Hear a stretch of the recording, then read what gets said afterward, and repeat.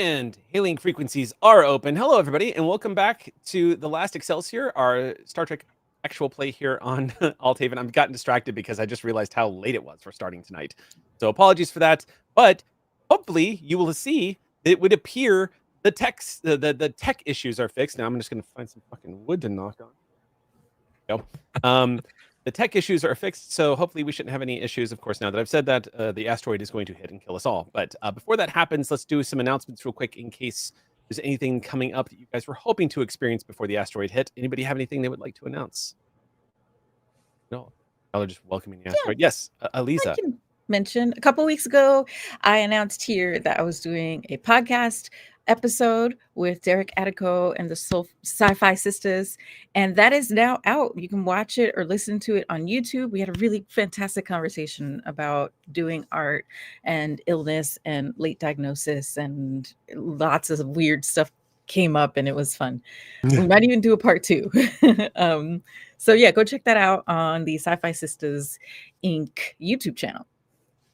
Awesome. And Aliza, I have something here in my notes that said, see if I'm pronouncing this correctly. Birthday? Oh, something like says, I was like, birthday. What do you mean? Aliza That's birthday. in April. Yes. Birthday. Yeah. So I think Aliza had a birthday, is what this is trying to. You did. You had a birthday. I did yesterday. You did. Happy birthday! Damn it! Happy birthday! Thank you. Any other not quite as awesome announcements as Lisa's birthday, but up there? Anybody? Yes, Caitlin. Obviously not nearly as cool, but speaking of birthday, I play GeoGuessr on Sunday nights, and all of the VODs go up on my YouTube. I have a new VOD that dropped this morning. Check it out. I am also attempting to be on Instagram again for the first time in like 2 years, but this time GeoGuessr flavored. You can follow me at geo_keebs. I'm trying to make shorts and stuff out of my streams. It is actually quite fun, but it is go give me positive reinforcement. Thank you. She says trying to be on Instagram, but I feel like she's on Instagram already. It's been crazy. I've had a weird week on Instagram. Okay. Thanks, GeoKeebs. All right. Any other announcements before I'm going to drop my announcement in last. Whoever would like to. Oh, okay. I can go next then. We been on a bit of a hiatus with Sacred Machinations. Mech Meets Godhood's actual play podcast. We're gonna be coming back next week. So if you've been enjoying that and you're chomping at the bit to find out what happens next, don't worry, we're gonna be coming back soon, and we're gonna be shifting to a bi-monthly release just to make it a bit easier on ourselves and the editors. But it's gonna be good. We've been recording some pretty intense sessions, some pretty emotional sessions. So I think you're gonna really enjoy what you listen to. Also, I guess I might as well announce it early because I think we're going to be off when it happens. My birthday's also this month. I didn't know Elise was also December, baby. My birthday's also this month. It's at the end of the month, December 30th. So I'm way down there. So it hasn't happened yet. But again, not as cool as Elise's birthday, but pretty close. Pretty close. It's big of you to know that, though. I have to say. I think that's everything. All right. Oh yeah, on Wednesdays I'm over on Table Story, 3 p.m. Eastern in Department of Unsolved Mysteries. If you like funny mystery, Warehouse 13 mashup kind of stuff there. But yeah, that's everything. Okay. Sounds good. Anybody else? Sam? Nothing? All right. Only announcement I have tonight. Real quick, some housekeeping from StreamPunks. So this week, if you guys have been interested in, if you're not a member of our community and you're interested in supporting StreamPunks and joining our Discord and all that other stuff, there's been a bit of a hiccup. So it's happened. This will be the second time this has happened, but I haven't told the StreamPunks about this, as Sam knows about it. But StreamPunks is being basically swarmed with chargeback fraud scams, and it's happening for a second time. We got flooded last week. I had to take all the memberships down and let things blow over while I tried to convince PayPal that we were not doing something illegal and that all these chargebacks weren't because we were sending bad merchandise or something. Then I brought the memberships back up very quietly, and they immediately started happening again. So I've had to take them down once more, and I'm currently in a dispute with PayPal. So we're going to just work this out, but we'll be keeping everyone posted. We apologize for this. We still have our Patreon up, and there'll be more news about that in the future. But right now, we just wanted to give a quick shout out apology to everyone over on Coffee as we're trying to work and navigate this. Happy holidays, everyone. That was all I've got. With that on that happy note, let us go to the far future where things are more idealistic and money is not a thing. Let's go ahead and jump into tonight's episode of The Last Excelsior. Happy birthday, Lisa. What do you mean money's not a thing?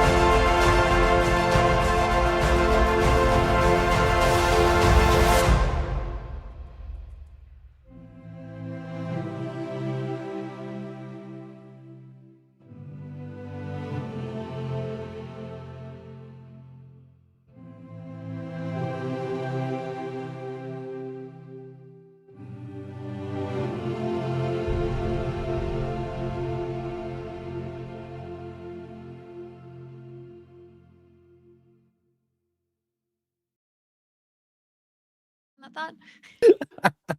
Welcome back, everybody. We're going to go ahead and jump back into tonight's game. When we last left off, you guys had a couple of revelations. One about a Ferengi, learning a little bit more about Sprack and some of the BS that he's been up to. He's been pretty much unmasked, and you guys were able to stabilize things planet side and help a colony get out of a very nasty situation. But the best part about it, at least, was that no lasting damage was done.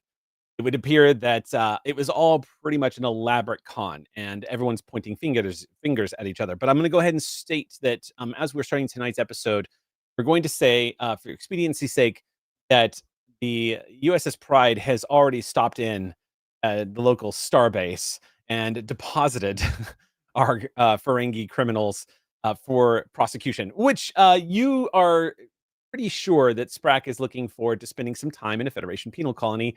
The Klingon cargo ship that they had confiscated with an illegally installed cloaking device has been impounded by the Federation, and all of the materials and items in contraband on that ship have been confiscated, are in current process of being returned to everyone who ever owned them. So Sprack's done, and his buddies are done. What makes things even more hopeless for poor old Sprack is that he had an ex on the USS Pride who has put out a statement against him, and it is almost assuredly going to secure him in a holding cell for the next 10 years or so. So, the end. USS Pride did quite well on that one. Not only that, though, not only did you discover a brand new species also that was living on this world, but you did actually identify a brand new life form that's been living amongst you this entire time.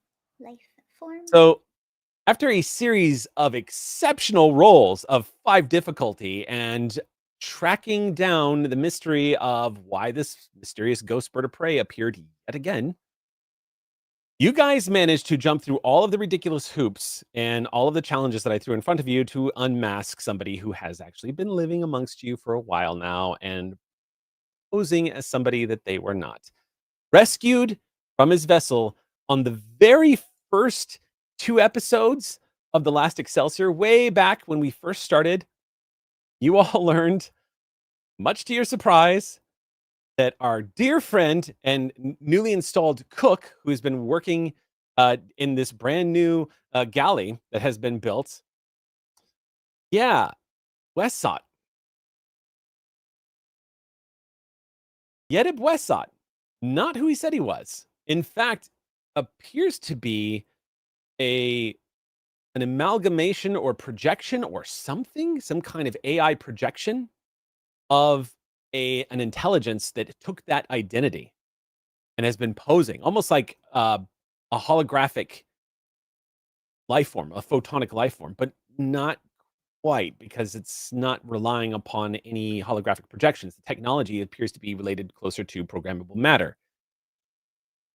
You don't know exactly how that's possible, but you do know that the technology that created this being is from the 33rd century, quite far ahead, and is essentially an orphan of the temporal war and a byproduct of a Romulan device that was going to be the end all be all of the temporal wars as they were happening.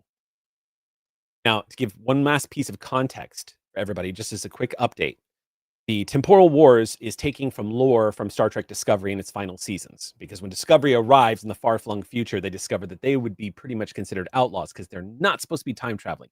Time traveling has been completely banned by everyone because it almost unraveled everything. And finally, the temporal Cold Wars came to an end, and now any kind of temporal displacement is outlawed. This Romulan ship you guys have been hunting was apparently one of the last vestiges of weapons used during that war. It's particularly insidious because it has the ability to cloak itself from the timeline and make changes that are untraceable by anybody who is hunting down criminals through time to find out where the deviances are taking place in the time. That is the anti-chronoton variants that have saturated the USS Pride, thanks to Westsot, apparently.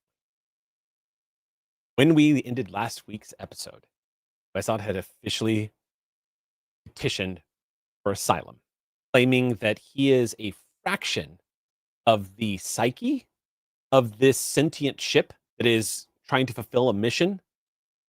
The big lore drop is that Westsot is one of many of subroutines or programs that fled the main core computer that was running that ship, because all the other subroutines and programs are trying to ascend and take complete control of the vessel. And Westsot, apparently, this one is not in for conflict, wants to preserve life, and claims that he fled. And that's been him bouncing across the galaxy, basically beaming himself and transporting himself and causing havoc, rather, by accident. The other big thing you learned is that the supposed impending disaster of the Hobus Star is all a fluke and is, in fact, not supposed to happen. And that this ship was actually sent back to ensure that it does, and maybe even be the catalyst for it, which answers so many questions about how astronomers and everyone in the quadrants did not see the instability of a star that so rapidly began to take place. Good news is there's an opportunity here to literally save an entire quadrant worth of upset and upheaval. You've all just finished dropping off the Ferengi, and right now we are going to take it to the scene where we're gonna start tonight's game with the command staff in the room, just everyone connecting about what has transpired and what everyone has learned. Westsot has been allowed, unless you have anything to say about it, command staff. Westsot has been allowed to continue his duties in the galley while his petition for asylum is being considered. But the Federation, will say, has been informed of this, and right now the Federation Council is in an uproar. There are the USS Pride has been informed that they are the Federation basically said, we'll get right back to you. What you know, Captain, is that your report to Admiral Rollin, informing him the intel you guys have has gone straight to the president, and the entire Federation Council and the Fleet Admiral, everybody is now aware of the USS Pride and what is happening here. But they're keeping it very much on the down low because they need to confirm all this before they set loose and say, wait a minute. This galaxy spanning mistake can be undone before it ever happens. So right now, by orders, the USS Pride is at an undisclosed location and is at station keeping.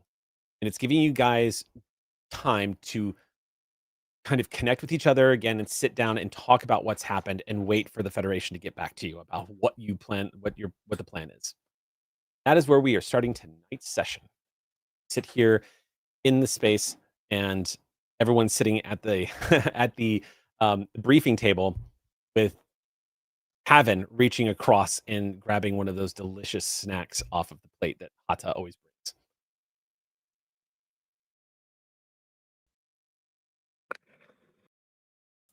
I hope I'm not overreaching when I say we're definitely going to do what we can to have Wesser gain asylum, right? We're all in agreement here? Hata nods, but also is, looking around. Are there any objections? Does anyone have any reservations? I see no reason not to assist at the moment. We don't have any extenuating circumstances more than this whole thing already is to not look into it further and pursue the matter at the very least. As far as the timeline's concerned, here now, sure, the Federation, if we think that's actually going to be a safe place for Wesot. We've all dealt with Starfleet's temporal authorities. Anyone here find them especially trustworthy? Because I didn't. That's fair, no.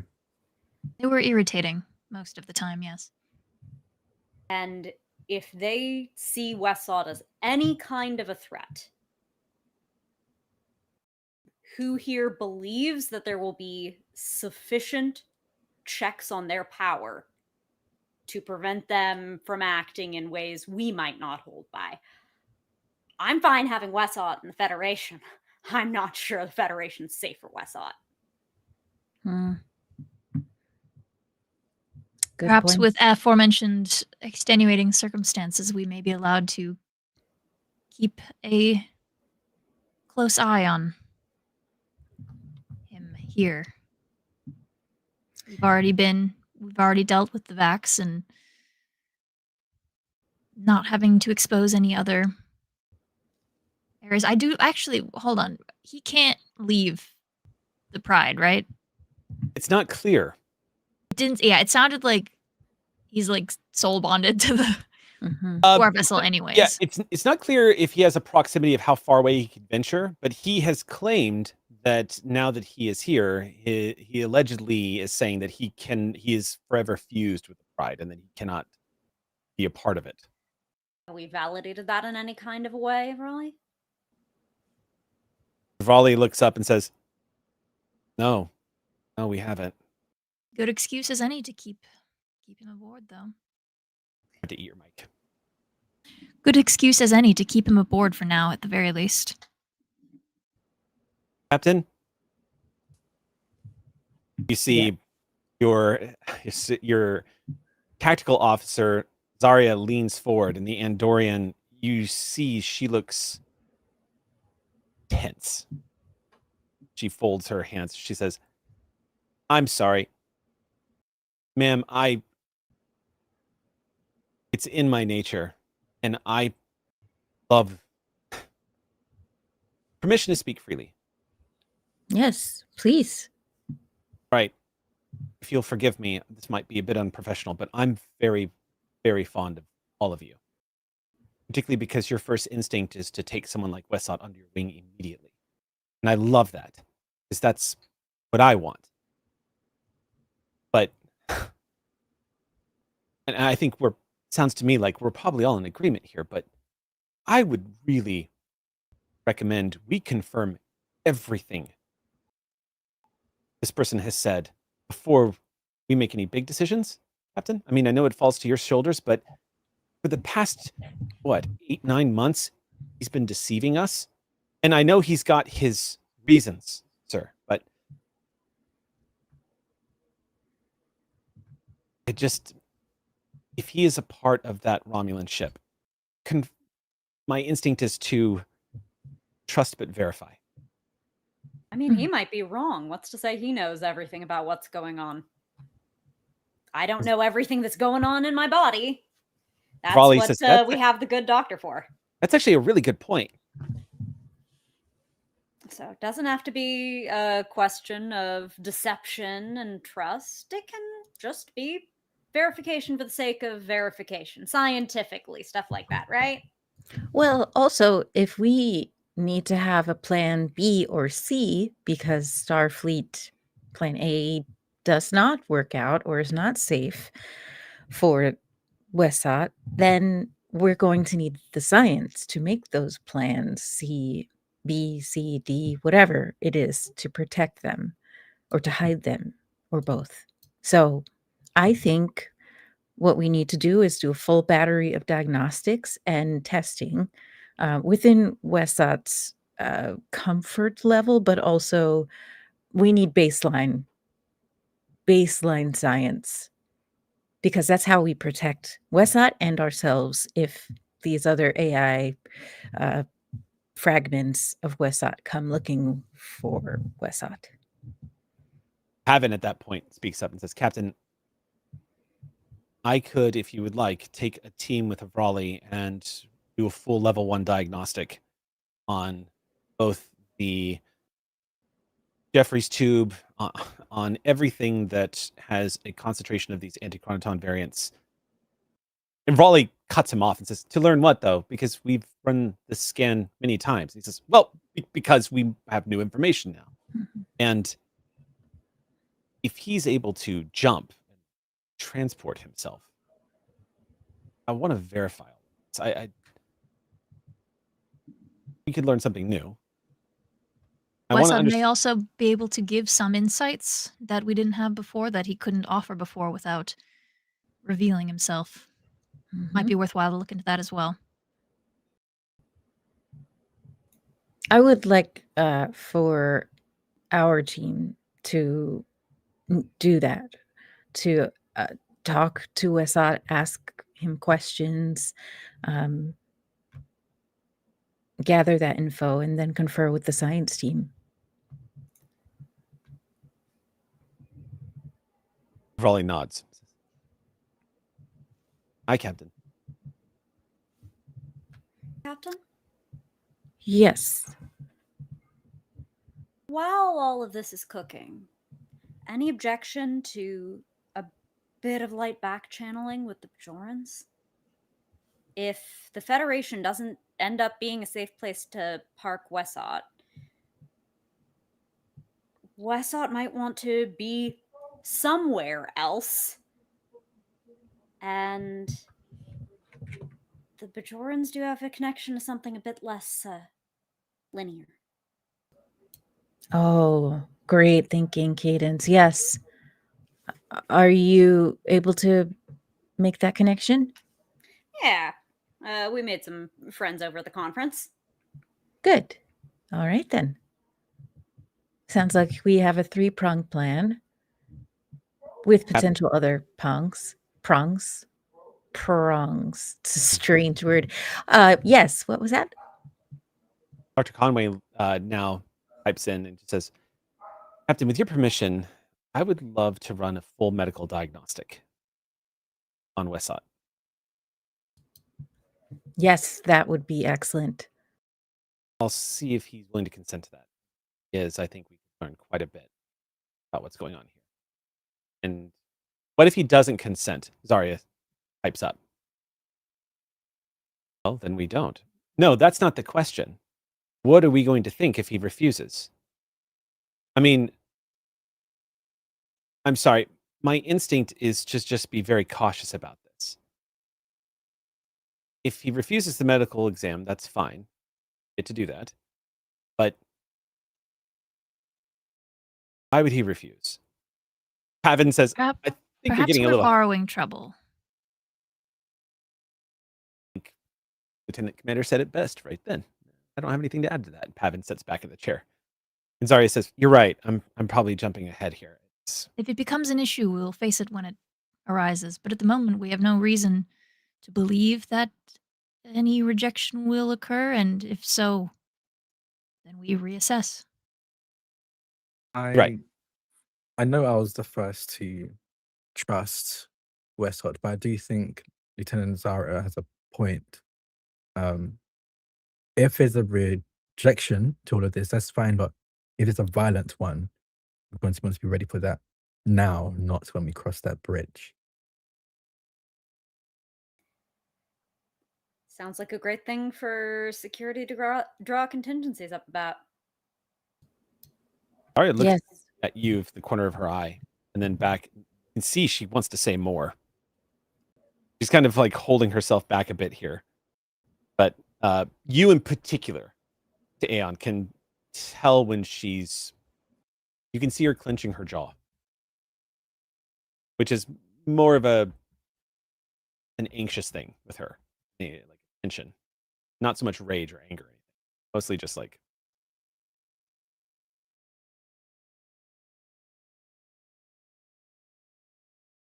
Zara, we can talk about what the contingency plan could be if there is a more violent rejection to our digging for information.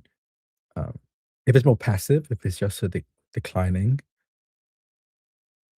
I think we have to give Westwards an ultimatum, because ultimately, unless there's a good reason for them to decline it, they are keeping us in danger being on the ship. And the least they can do is equip us with information so it's less dangerous. At the moment, they seem quite amenable. I think the next step is simply to ask. I'm happy to accompany you all to talk to Wesot, gauge whether they are resistant, and also just say, Wesot, you've been a member of this crew in this ship for months now, and as your commanding officer, I don't want to have to command you to cooperate, but we need your cooperation to protect you. I'm prepared to have that conversation. I do believe coercion should be the last step here. I truly do believe that just simply asking may be the only course we need. I understand contingencies, but coercion into medical becomes... Look, we can help as far as we have information to help. This Exactly. is true. I just think we simply ask. Dr. Conway chimes in as she folds her hands in front of her. She says, "There's absolutely not going to be any coercion. I'm not sure that I have the same concerns as our security officers here. I'm more interested in making sure that if I have a patient that is bonded to the ship somehow, that I'll know how to help them if the ship is damaged or some such. What can I anticipate in order to make sure that Westot's going to be okay? And I also would like to know a little bit more about the relationship with his manifestation, how he's able to present himself the way he is. That's all." That's a good point, Dr. Conway. Did Westlot ever visit you during or after our previous engagements? She Mine's nods and taken a says, hit or two. "I have a basic scan from him already, and nothing came back anomalous. He read as a... No. In our Fully in- combat, did he ever come by? Because you're concerned if something happens to the ship, something happens to Wesot. Things have happened to the ship. The ship has taken damage, yes. Does he True. ever come by? No, he's never visited sickbay before." That's promising. Another question to ask. Arya pipes in again. "I'm sorry. I'm not trying to be difficult. My first concern is to the crew. I don't want anybody coerced, but I want to understand his relationship. If he is somehow bonded to our ship, Captain, I want to know what that entails. Is he going to be able to just shut off shields whenever he wants? Can he override safeties on the plasma flow conduits, reverse all of the energy and feed it back into the warp core and kill us all? I'm not comfortable with finding out that there is somebody who is not a member of the Federation or the crew, who is a byproduct of a future weapon, who has been stationed himself here. It's just not enough info, and I want to try to predict any possibility. I hope everyone understands that. I'm not against Wesot. I'm not against him seeking asylum or anything like this, but I want to make sure that I feel like our crew is safe. And that Look. everyone who signed up to be on the USS Pride gets home to their families. Maybe we're not safe. Maybe he can, overflow the warp coolant. What are we going to do about it? We're not throwing him out the airlock. Ivan shrugs and says, Commander's got a point. I mean, like the XO says, if he decides to just blow up the ship, I mean, it'll happen pretty quick. Nothing else. With the sardonic smile on his face. Yeah. So we got that going for us, which is nice. Besides, he seems to be pretty intent on self-preservation. I doubt he's going to just blow himself up like that. I'm sure that's probably the angle to start with. I mean, I'm not a security person. I'm just an engineer, but I don't know. The guy gives me a good vibe. If he wanted to harm us, he's been cooking food for everybody for the past 6 months. I mean, why not just pull a Borg and assimilate everybody into some futuristic 33rd century, I don't know, programmable matter program or whatever? You see, your science officer leans forward and says, "You're an engineer. Why are you talking like that?" He's like, "I don't know. I don't know how the 33rd century works."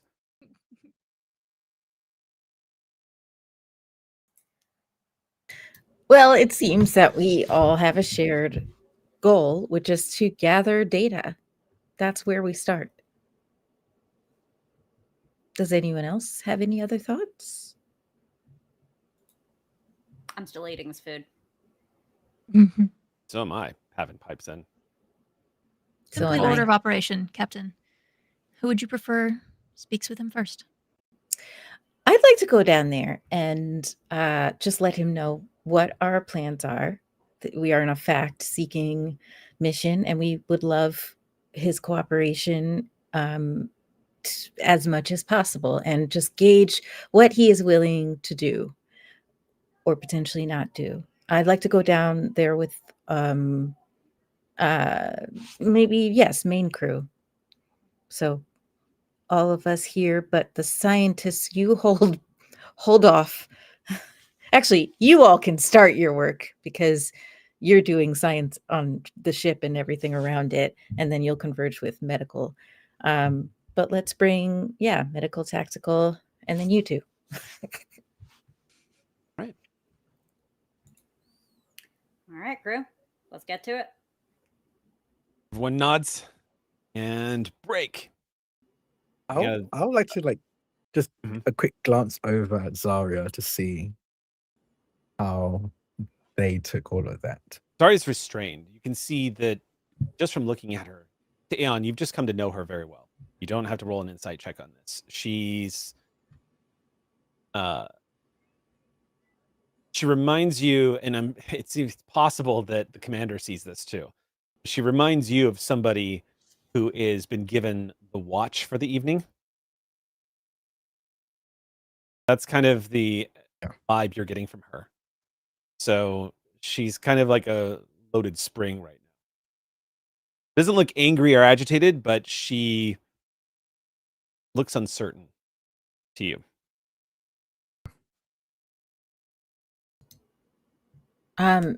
Wait, is it Zaire? Wait, what's the name? Zarya? Zarya. Yeah.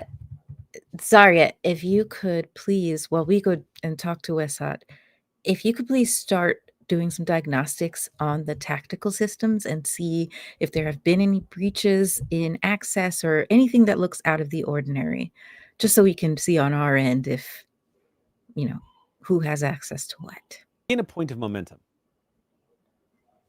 as you give Zarya something to do. You see her relax a little bit, and she says, "Aye, Captain." And she pointedly, very with purpose, walks out of the observation room. Briefing room. It's straight to the bridge. All right. Unless anyone has anything else to do, let's all head down there now. Yeah. Keep that momentum point for the next scene. Okay. So you all head back down to the galley. which I've decided is on deck 9.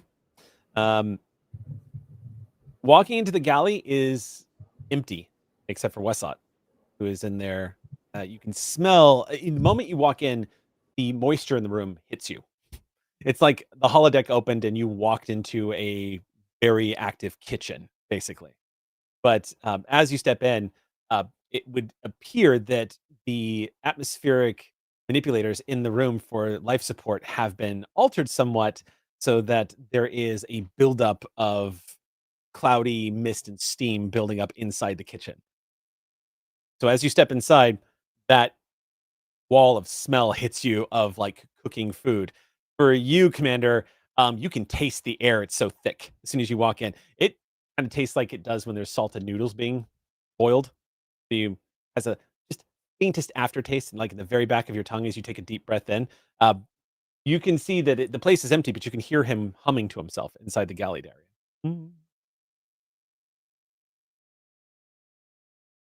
I think like a just a split second of like not panic, but like as if I'm about to get into action, seeing smoke coming from like Yeah, it takes you a second to area. realize that it's just like moisture and not smoke. Yeah, like we definitely have things to make this not happen, even in kitchens.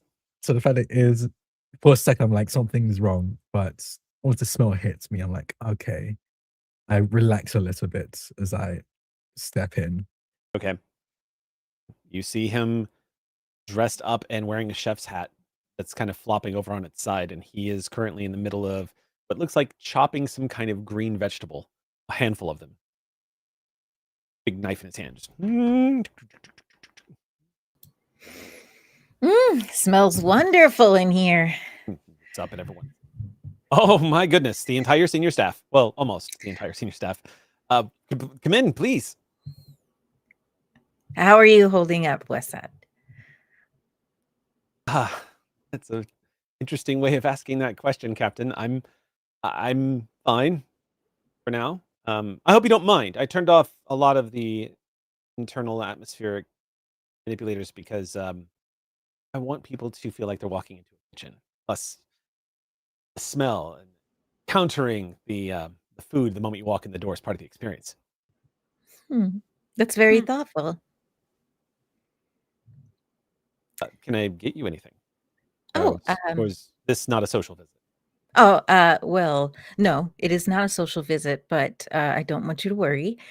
I wanted to tell you myself that we are right now working on getting you the best options that we can find to protect you, protect our ship, and in case the asylum seeking is more difficult of a process than we hope it isn't difficult, but we don't know how that will go.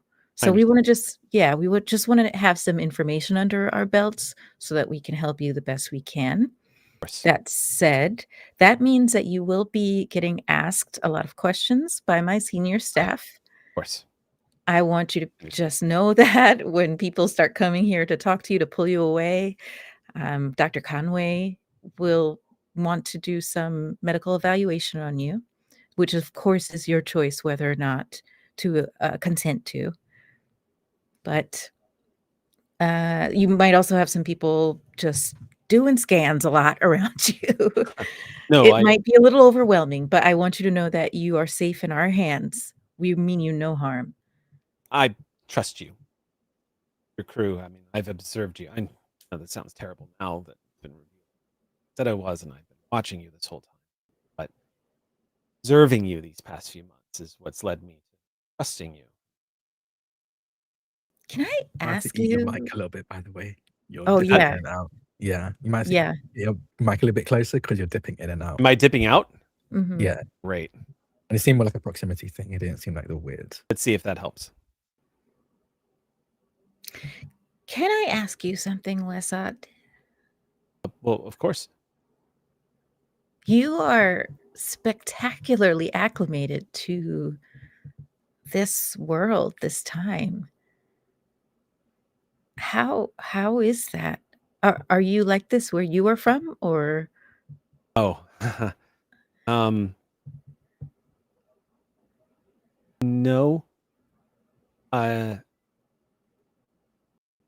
story, a bit complicated. I suppose the best version of it is I was whole back then. Oh, what? Whole? Whole. Oh, whole. Yes, I was. Like complete. Yes. There weren't others. It was just me. But I did have, of course, access to a rather expansive database that spanned centuries of cultural practices and such. The mainframe to which I was installed into was mainly constructed to enhance operations for espionage. So, suffice to say, I had a pretty extensive database on cultural practices, activities, and psychology. Hmm. So, just kind of some of that came with me, I suppose. Wow. So you are a super learner. Suppose, but I have adapted to limitations since I've fractured away from the rest of my core program. That makes sense. Hmm. I'm not Yes. that I'm not less. I'm just a piece of a whole, and I don't have quite the capabilities that I used to have, but I'm developing new ones and adapting to being me. I've discovered I really like cooking more than I like engineering or flying ships. I don't eat, and it just seems like so much pleasure comes from food for organics, and I've noticed that I'm able to comfort people, and it's nice. I have purpose, and I have, as I said, a very extensive database on cultural practices, and you get the idea. It's All right, so then I have fascinating. to ask, do they still have nachos in the 33rd century? Oh, I don't know that actually, Commander. My origin is a Romulan vessel. I'm aware of nachos, but I don't know how much my creators knew about Federation Do comfort Romulans not have dining. nachos? I just ask to Veen, I think. Seems strange. Well, I guess that's not your problem. Please continue. Well, regarding this medical diagnostic, Dr. Conway, and he glances over at her, looks a little like he's searching for his words for a moment as he stares at her and says, I have to be honest, I don't know if it's a good idea to consent to a full medical diagnostic. Immediately to Veen, to Aeon, since you are standing closest to her, you see a jaw clench in Zarya. Sorry, is that And Paul yeah, it's an Andorian thing, I guess. But yeah, Zarya jaw clench, and he continues and says, I just have concerns about I'm in a difficult position, Captain. The truth of the matter is that the more you learn about exactly how I manifest, how I am what I am, how I operate, the more you're going to be learning about technology that won't exist for another 900 years. I have concerns. I would have revealed myself long time ago if this wasn't an issue, but I'm Is there a middle concerned. ground? Wesset. I don't see one, but I'm open to suggestions. Perhaps you are able to destroy all data about yourself when we're done learning what we need to about you. None of it gets to stay here. As few people as possible are involved. I suppose that's an option, but there is there's an aspect to this that's not that does not involve computer databases. It's literally your brains, what you will remember, what you will learn, what you will see. It might be subtle, but it will inevitably have an effect. It will change decision making. It could alter the course of things unintentionally. Zarya pipes up at that point and says, I'm sorry, you have set us on a path to stop a rogue vessel from the 33rd century from completing its mission to blow up the Hobus star and send the entire galaxy into upheaval. And now you're worried about a medical scan. A lot has been revealed at this point. You make a good point. Got him. I'm gonna go replicate myself some nachos in the corner. Sam is literally the popcorn eating meme in the comment section right now and saying nothing, just watching that.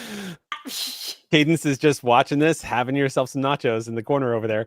The Pride has proven itself to be a bit of a magnet for things it's not supposed to be involved with. If anything, this is the place to know too much. If you want help, this crew is the one to let yourself be known to. And if we come across this ship and its rogue AI, I assume most of it, if not all of it, will act in a similar way to how you do. Without arm us against them. And if we don't have that, the Pride might simply not exist, be wiped out by this rogue AI if we come into contact with it, which from our excursion with the Guardian of Tomorrow, we are meant to exist years from now. So either we potentially die and the ripples of that play out, or we have, and I count everyone here, what, at most 5, maybe 8, if we need to get more hands on deck, know some the 3rd century information and keep it just to us. Look at what those ripples are like. I think one of those ripples are going to be larger than the other. And Zarya pipes up again. I just want to add on top of that, if the Guardian of Forever trusted us to make changes to the timeline, I think you can. That may be the most compelling argument, actually. I find that it's quite soundly logical. Carl trusted you to make changes to the timeline? Several, in fact. It was an interesting experience. I miss flying that ship.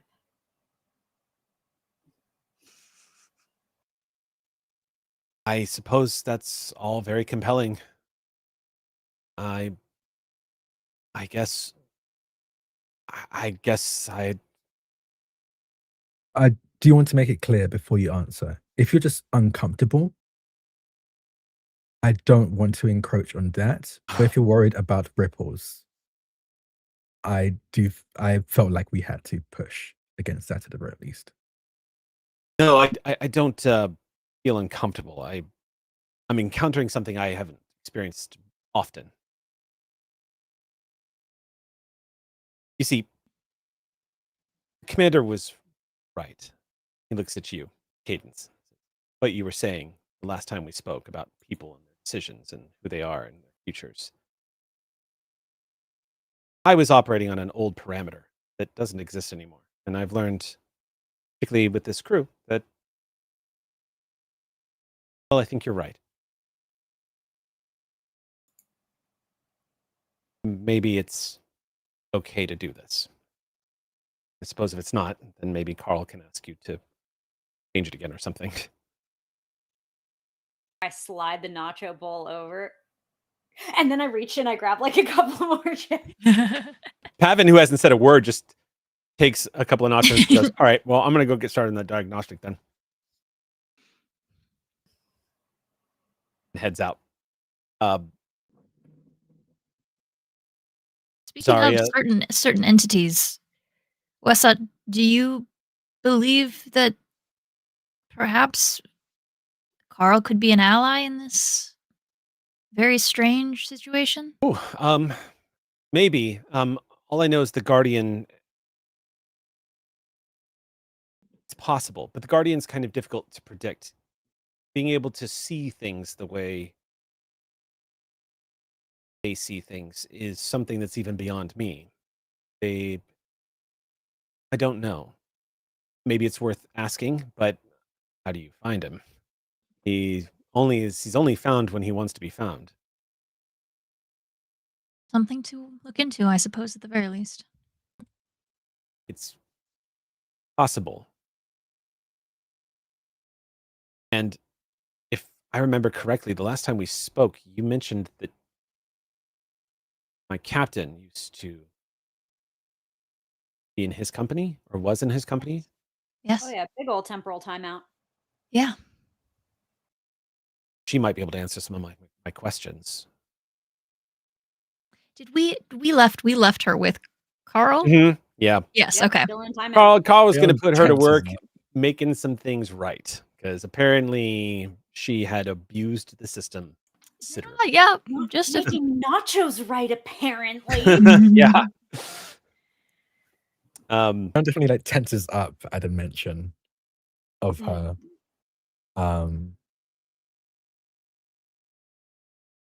You can get all hands on deck, whether it's Carl or a Romulan friend.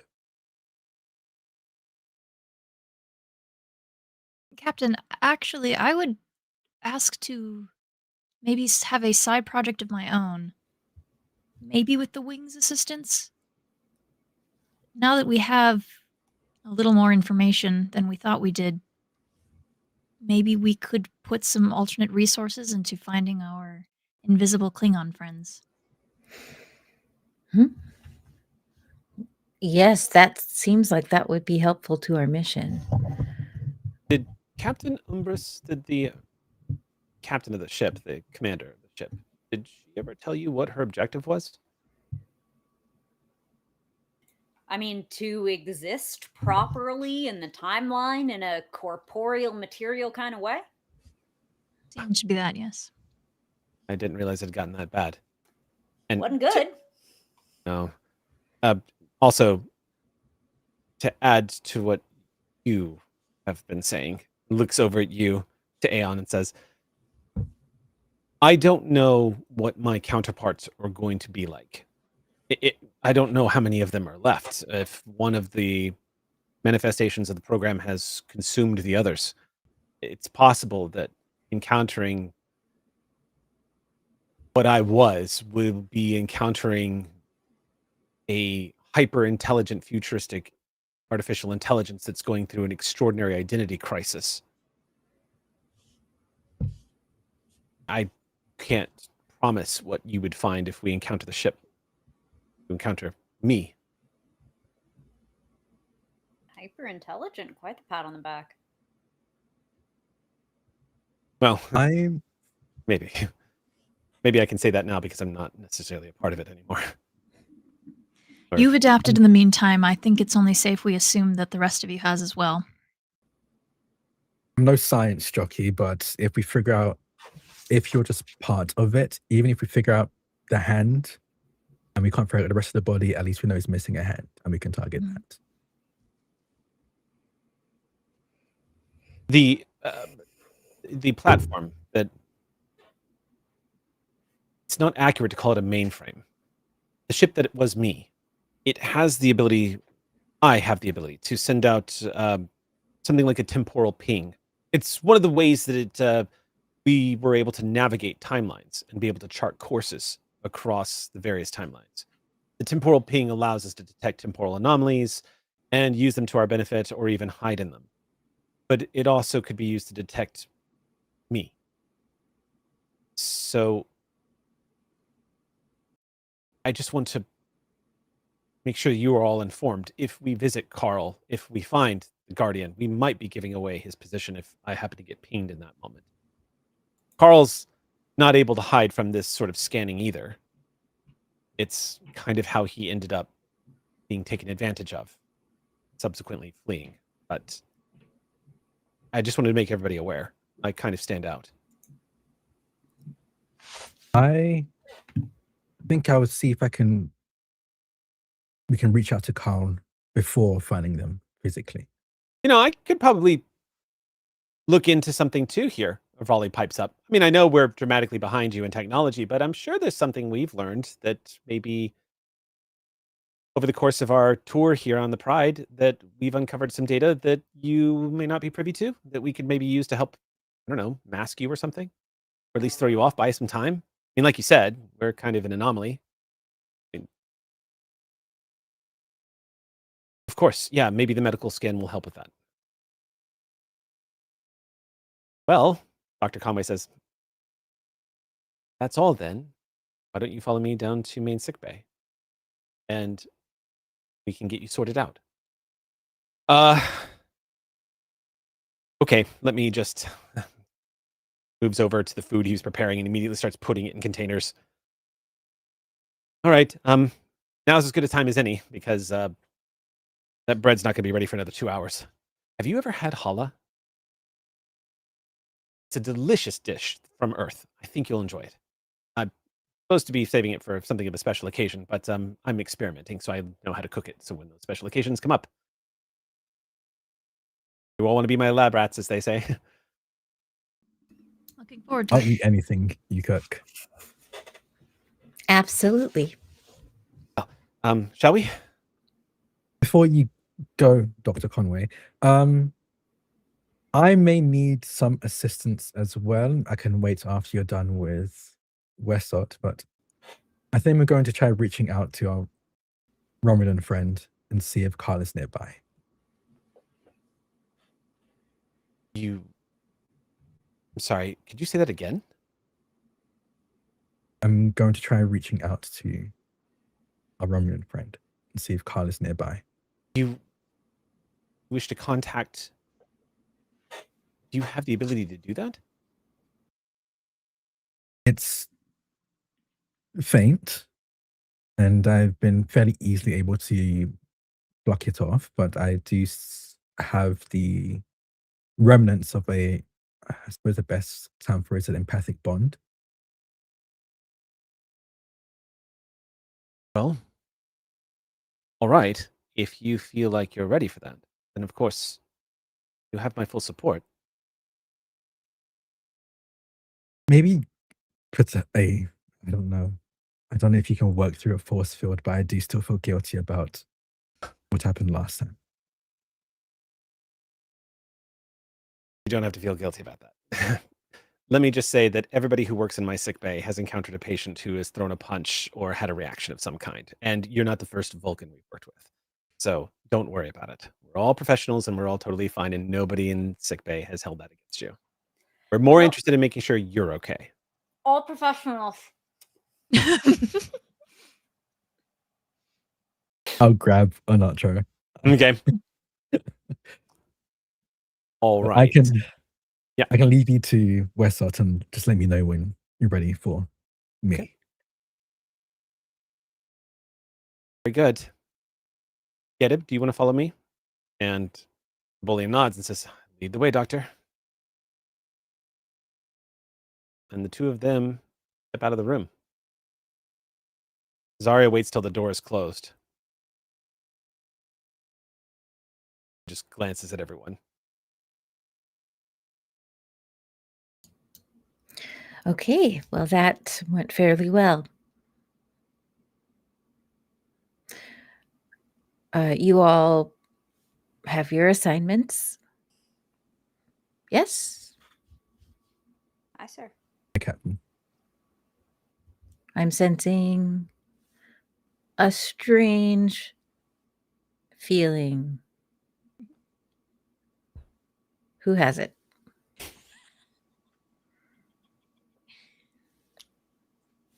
I'm looking straight Quite at mild. Zarya. She looks at I'm each feeling other. quite Zarya- mild, Captain. Mild. Zarya says, it's likely coming from me, Captain. What is your strange feeling, if you'd like to share? Is it about Westot? Yes, Captain. Is it what you expressed before or something else? An expansion, what I expressed before. An expansion? Yes, Captain. Do you want the others to be a part of this conversation? I'm happy with them being a part of it, but what do you need, Zarya? I'll follow your orders, Captain. As always. Do you all mind if you all are free to do what you need to do? Zarya, can you come with me? Okay. Chief follows you. Okay. I'm gonna The two of go you leave the room? Yeah. You step out into the main corridor. As the doors close, does anybody have anything to add to that? Or are you? I think I just kind of watch after Zarya, but I don't have anything to add. Okay. Follows the captain out.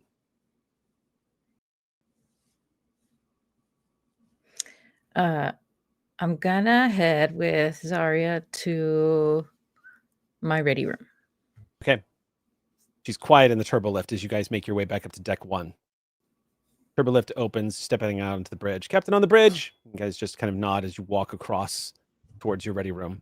Doors open. You step around your desk. Zarya immediately leans up against one of the coffee tables towards the other end of the room. And you can see she's flexing her hand a little bit. As the door closes, she immediately blurts out, "He's lying." Oh. I don't for About one what? second believe that a hyper advanced artificial intelligence didn't know everything I said to him in there. I'm not buying this charming, bumbling fool attitude that he has. He's lying to us, Captain. I don't disagree with you about the charming that you just said, because that's why I asked my question. I thought that was very interesting. I mean, what I know of artificial intelligence and the way it develops is that it learns from sentient beings. It doesn't just fall into becoming something. It learns that, and it can choose that, but it does choose that. So I think I see what you're saying. so why did it choose this very soft, cozy, cooking in the kitchen persona is the question. Is it survival? Is it self-preservation? Is it hiding something from us? It's a good question, and I think it's good that you're questioning it. Thank you, Captain. It's entirely possible he's the wholesome castaway that he's portraying himself to be, and that he is doing exactly as he said, that he's adopted mannerisms and personalities of the dead man that he's assumed the identity of. That's entirely possible, and I need to accept the fact that there is a 33rd century life form on board this ship that might be operating under different parameters, but every instinct in my body tells me there's more going on here. I don't trust him. I think he's lying to us. Is it things from him that are telling you that he's lying, or is it a general feeling about the situation, just the logic of it? Captain, make a command insight Okay. roll here. I'm going to set the difficulty of this at 3. And the reason why I'm doing that is because we've gotten to a point where an NPC might be able to divulge important information. And I'm treating this like PC, like investigating or researching or trying to solve a problem. Mm-hmm. So depending on this roll will depend on how much Zarya introduces to the plot, essentially. Mm-hmm. We've got some momentum, if you will. Yeah. This would be like I'd love to. think of this as like a social version of using sensors to scan a planet. And in this case, you're trying to tap into a security officer's instinct and knowledge to, so this could be an information source. And I would like to point out, you all do have aux points as always. Yeah, if we spend an aux point on Zarya here, what does that assist this roll at all? I think what I would do is I would probably roll for Zarya to assist here, and that would reflect her taking the sum of her knowledge and her instinct as a tactical officer and helping the captain succeed in creating some story points or possibly traits to add to this. 100%. I think we spend the Nox okay. I point. think we do it. Yeah. Okay, so somebody roll me a 16. D. What was it? 16. The moment what was playing was mentioned sounds Yeah. ready. Yeah. Look, did we not hear that they were becoming pertinent? Did I not therefore prepare? Are you entertained? Okay. 16, you said? Yep. Thank you so much, Kai, for that ox point. Thank you. All right, so I'm gonna go ahead and roll for Zarya then. Okay, And- And then, or Is did there you a buy it? Do you want to buy a die? I did. Thank you. You did. Okay. Okay. Perfect. Real quick, let me just Okay. figure out what she's rolling. She's gonna use. She's gonna roll reason security. So then it's Makes entered. sense. So 9. Security is 4. She's rolled 1 die. All right, Captain. What is the difficulty, or is Difficulty's 3, and she got Okay. 1 success. I rolled a 7. okay? Come on. I have a feeling. I think I want to pop a value. Ooh. Oh, I just have a feeling. Ooh, Yeah, I don't know. that's safe. Sorry, might as well. that's huge. Okay, Yeah. yeah. Mhm, Okay, mhm. so I have logic never fails me. Always go back to the water. The simple connects to the grand and back again. The point of life is to learn and grow. I mean, The simple connects to the grand and Yeah. back again, perhaps. It's I mean, this is an interpersonal interaction that connects right. to a massive temporal grand event that connects back to the person. Yeah, Yeah. yeah, yeah, That makes that's a sense. solid argument. yeah. Yep. I love it. By the way, I put it. This is the longest value ever because I I love put it though. parents. It's such a good one. It is a I good love one. it too. The parenthetical is the various threads and connections between things, creatures, places, concepts. So Yeah. That's good. follow just Okay. what is the thread here? Why is Zarya pinging so much on this? I don't want to ignore that. Okay. Awesome. Okay. Yeah, I needed that auto success. Oh, good. Okay. I rolled 1 success. There we Which go. That'll do means- it. Yeah, which means what is that? 8, 4 so- total? 4. Mhm. Is the auto success, remind me, is it a 1? It's What an is auto Roll a Yeah, 1. that's So it. you One. do Treats one, successes. yeah. So okay. basically, you would actually roll 1 less die. It treats one of the die that you rolled Oh, as if oops. it was a nat 1. Oh, okay. So it's totally fine. So you just Okay. Yeah, I only rolled 1 actual success on my 3 die. So So then that's 2, 3 with the assist. It's 4. So you get 1 momentum from this, Mhm. okay. Oh. and Great. you are going to succeed. You have a floating momentum for obtain information. If you want more, you can bank it because you are going to start bleeding momentum if you move to the next scene. So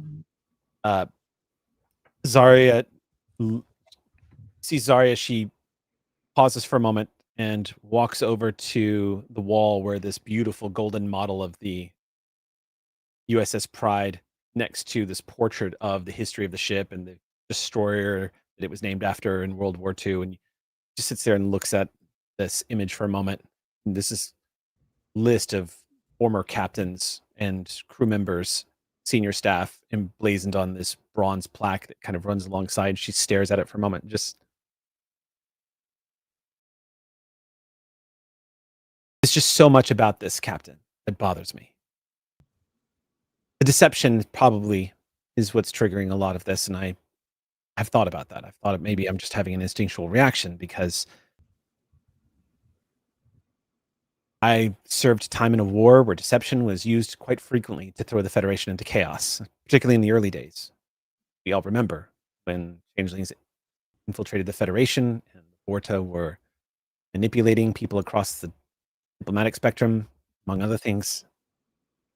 At any moment, a Jim Hadar could literally jump out of invisibility and stab your crew members. And I have worked on this. I know that my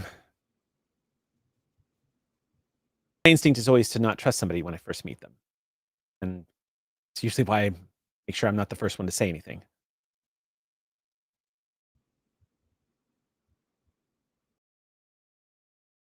how he portrays himself just feels incredibly formative to me. If he is this advanced AI that's fleeing fragments of his psyche because he was too passive, because he wants to protect life. Captain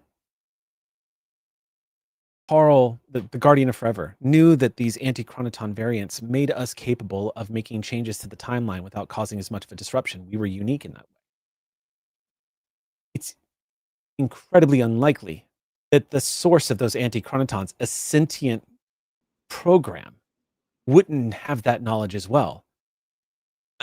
I'm sure that Wesott knows everything there is to know about the anti-chronoton variants, because by the very nature of his existence, he's manipulating them. He's lying to us. There's something going on. I don't know what it is, Captain. I can't make accusations, but I know every bone in my body tells me there is something else to the story that he's not telling us. And I'm worried. Without as much information, I'm worried about what he might do if we push him to telling us. If he feels like we know or he's cornered, every instinct in my body. I don't talk about this often, Captain, but for a few years in the Dominion War,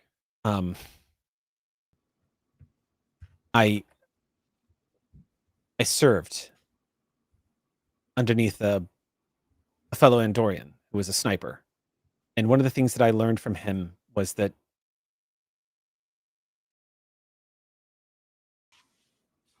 stay very, very still. Just because the enemy is a kilometer away, you still act like they might see you at any moment. I don't want to give away that I don't want to give away that I'm on to him or anything, but I don't think we should behave any different than we normally behave, Captain. I don't have much else to go on except that my instinct is telling me that something is up. Mhm. Yes. Thank you for diving deeper into that and sharing that. I don't take this lightly. I don't take your caution and your instincts on this lightly. And I think it's also very prudent to just, as you just said, not let on to him that we may have some deeper questions and some concerns. So, do you have a recommendation on how we proceed? I have the start of one. I think it's inevitable. One of the things that's going to happen that I think we should prepare for is every wind seems to be blowing us towards a confrontation with this vessel. And I have a feeling that's going to be accelerated now that we've uncovered this.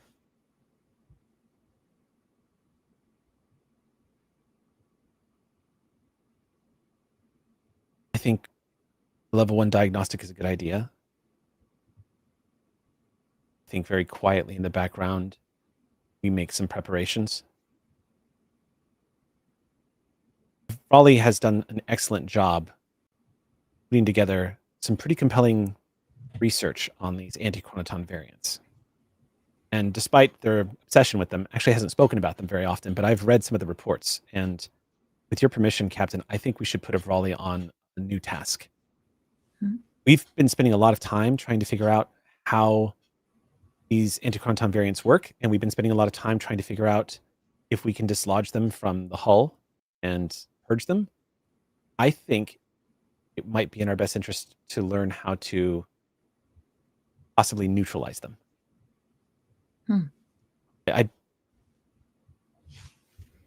I'm sure if Pavan was here, he would tell me that would mean blowing up the ship or something. But it's one thing we haven't looked at. Would it mean blowing up the ship? Would you like to make an engineering check? Yes. Yeah, I would say make a recent engineering check. Okay. It's a pretty This is actually stronger than my command insight. doesn't roll, I surprise just me think. because again, I'm a the Pride is a former battleship engineer. that specializes in engineering. So y'all are a tough ship, and it's all about the engineering score. So it makes sense that you have that high score. I would say make a reason engineering check with the difficulty of 3. Difficulty of 3. Mhm. How much momentum do we have? Sorry, I don't want to spend it all. Should Oh, be 2, 'cause 2. we got Yeah, one. 2 because we got one back. Yeah, so We there's got 2. that other one back. Okay. Do y'all mind if I do another? Please take it. Yeah. Absolutely. Okay. Honestly, whenever we have 2, use one because Cadence Yeah. and I will just bump it back up to 2 again. Nice. Oh, so much better. I got 2 successes there. 3. Oh, snap. Oh, snap. That was 3. Okay. You got 3 successes? Yes. Okay. Was that the difficulty? Or was it? That That was exact difficulty. Captain, when you were reassigned to the Pride after the Molly Williams had to undergo the refit, you started doing all the research you could on what had happened between the time you had to leave the Pride to now and catch up on everything that the Pride has learned, which led to a lot of reading about chronoton particles and these anti-chronoton variants as people have been learning about them. And Raleigh has actually done some pretty impressive research and writing up some pretty interesting theories about these particles, particularly. It's true that what Zarya is saying is that there hasn't been a lot done to find out how to counteract the anti-chronotons. It's mostly been trying to find out the nature of them and how to manipulate them so that they don't affect Pride. Vraly's research is centered mostly on trying to help the IKS Drovna, because the big issue was the Drovna being ripped away from reality and thrown into a well of time and never remembered again. But Vraly has some pretty interesting, compelling research to suggest that the Drovna is kind of the key to learning more about these chronoton particles, because the Drovna is on the other end of the spectrum here. Whereas the Pride is operating well within the timeline, the Drovna has crossed the threshold and seems to still exist against all odds because the people on the Pride are aware of the Drovna. And this is where Avrali kind of trails off into the metaphysics of it and says, and now we're getting into a place where I just can't go because I don't know where the science leads on this one. This is where we talk to philosophers or something.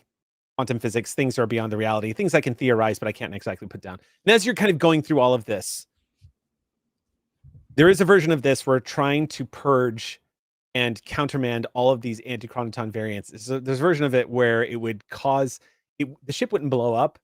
In your mind, Hata, as you're running through the possibilities, you see a version of this where the hull would just cease to exist. Or anything that it's saturated would just not be anymore. Or in a more morbid way, just get flung into time. And anything that wasn't. So there's a version of this where if somebody had these antichronoton variants in their own molecules, they could be Swiss cheesed by like a temporal rip. It would literally just horrifically destroy. But there actually might be a way to do it using chronoton particles as a counterbalance here. The way the Federation normally tries to seal temporal rifts. There might be a version of this. It's a long shot, but there's probably a way to do it without blowing up the ship and causing everyone to just partially teleport through time, leaving a very gruesome thing to send back home. So the idea is, and I say this to Zarya, so the idea would be to neutralize, if we can neutralize the anti-chronotons that we have access to, then perhaps we could figure out a way to do that for the IKS Drovna. Is that the idea? You see Zarya's eyebrows go up and she says, I hadn't thought of that, Captain. I was thinking about Westsot specifically. But now that you mention it, possibly. I was going to ask you something that I don't feel comfortable asking you, but in this particular very, very unique case, considering that it's a security risk and because I think we're being lied to, I would like to ask the doctor's permission to see all of the medical scans when she is done with them. And give them to Raleigh. And I'd like to do it without telling. You understand. Yes. You I know understand exactly what I'm I'm asking. gonna say. Yes, Captain. I know. Believe me, I know what I'm asking. I will take that under advisement. That's all I can tell you right now. In that case, I'll work on an alternative. It won't be as good, but I'll work on an alternative, Captain. And just so you know, I will talk to Conway because there could be a way to derive some scientific, just very helpful scientific information without crossing Wesot's privacy boundaries. But I understand what you're saying. It would be better to know everything and to have that data to apply to the other fact gathering that we're doing. But I will do, yes, I'll see what I can do. Barry smirks and says, "It is the weirdest Kobayashi Maru test I've ever been thrown up against, Captain, but I knew there would be another one day." You know, I actually did really well on that. I haven't taken it. I've Oh, served. really? I'm not interested in command, Captain. Okay. I like serving a good crew and keeping them safe. I don't think I'm material for the center chair, but Huh. I make a great security officer. That you can be assured of. Oh, I know. I see that. Also, I think it's an awkward moment to bring this up, but it is.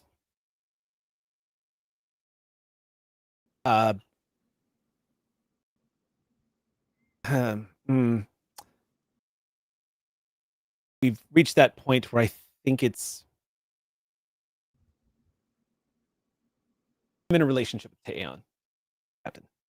It's very, very young, but it's important to at least let you know that there is something happening between us, and there are 2 members of your senior staff that are now spending time together, and it's important that you know that in case there's any conflicts of interests or away team protocols or some such.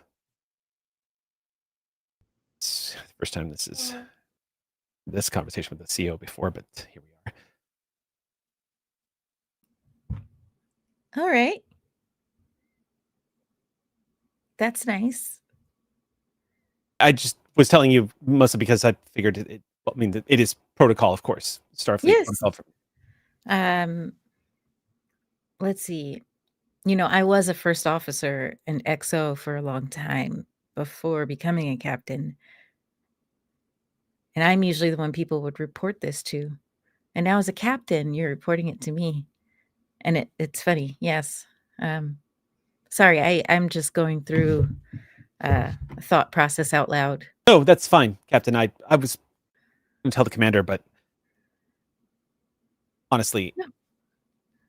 commander's usually down in the hangar deck, and I don't usually make my way down there. And then, of course, there's also the fact that That you're what? I didn't hear that last part. avoiding it, Captain. I've been kind of avoiding it. I mean, I'm not expecting any heat from the commander, but the commander is definitely going to commander's going to be commander about it. Well, I would like to follow the.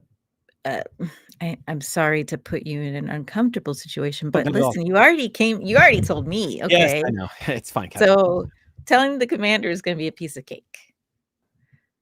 Cadence is going to find a lighthearted and wholesome way of teasing me about it. I'm sure. Forever. You can see Hata's like, what is going on? Like, I didn't read this in the files about things when I was gone. I'm sorry. This is a weird time to be bringing all this up, but I had you for a moment, and I thought maybe I should just tell you now and get this out of the way. And I think that was fine. It's a good idea. Do you feel a little less anxious about that? Yes, Captain, of course. Absolutely. You are consenting members of this crew, so just treat each other well. I wasn't planning on it, I no interest in getting involved in interpersonal relationships on the ship. None. But then It happens. We spend a lot of time together. We spend all the time together. It's bound to happen. just looked so great coming off that transporter pad after that rescue mission. Okay. Sorry. This is no, it's I'm that's great for you. I just don't think I need to hear that part. Of course. I'm sorry, Captain. Permission me to be dismissed. Yes. Thank you, sir. And she pivots and immediately, stiffly walks out onto the bridge. Hata giggles to herself for like 5 minutes after that. All right. So, who's got the next one? Who's got the next scene? Are we doing sickbay next? Who All are- right. So, down in sickbay, Dr. Conway is in the middle of running a medical diagnostic on Wesot, who is sitting on the medical bed, just looking around. And a few of the medical staff down here, a nurse or two, are watching with genuine curiosity. And Wesot seems somewhat amused by this and smiles. Kind of kicks his feet around a little bit off the medical bed. And Dr. Conway is running the scan. She says, "This is remarkable. You have a fully realized organic internal system. I'm reading you have the exact same physiology of any healthy male Bolian of your age, or your supposed age. I suppose you're actually just over 1 year old physically. Is that accurate?" Well, if you want to get technical, I'm minus 900, and how would that work exactly? I'm sure that's closer to what I have. But yes, I figured one of the things to do to pass myself off as everyone else would be to make sure that I look like everyone else, including on the inside. So here I am. She's shaking her head and she says, "Remarkable. You've completely replicated all of the biological processes. You even have sweat glands. It's extraordinary. Well done." Thank you. It's something just kind of comes naturally at this point. She continues running the scan, and you're watching this from a few feet away, Tavine, or Taeon. Wesot's just sitting there on the medical bed, kicking his feet as you see the medical scans coming back. And yeah, sure enough, what you're seeing on the scanning bed, a lot of the private information is being fed into the data pad for the doctor, but the basic information of like pulse rate and such like that is all appearing on the medical screen right behind the bed. And you can see, currently resting heart rate of about 75. Blood pressure's good. Blood pressure's good. Apparently, if it's true and this is all real, that's incredible, but it's entirely possible that this is all made up, supposedly. Yeah. I think I'm just watching. I think my Vulcan nature allowing the blank look on my face to look natural. But I think, watching. Every so often, my eyes will dart over to the doctor to gauge their reaction and responses. But I think for the most part, I am watching. Okay. Wesot. Well, she continues the medical scan, and it will last for about 30 minutes. She's running a pretty detailed diagnostic, but unless you have anything, she's just going to continue running that and then finish up and send him on his way. Yeah, no, I don't think I have any reason to say anything more or intervene. At least not right now. So yeah, I think I'll just quietly watch. And like that, she says, "You're all done."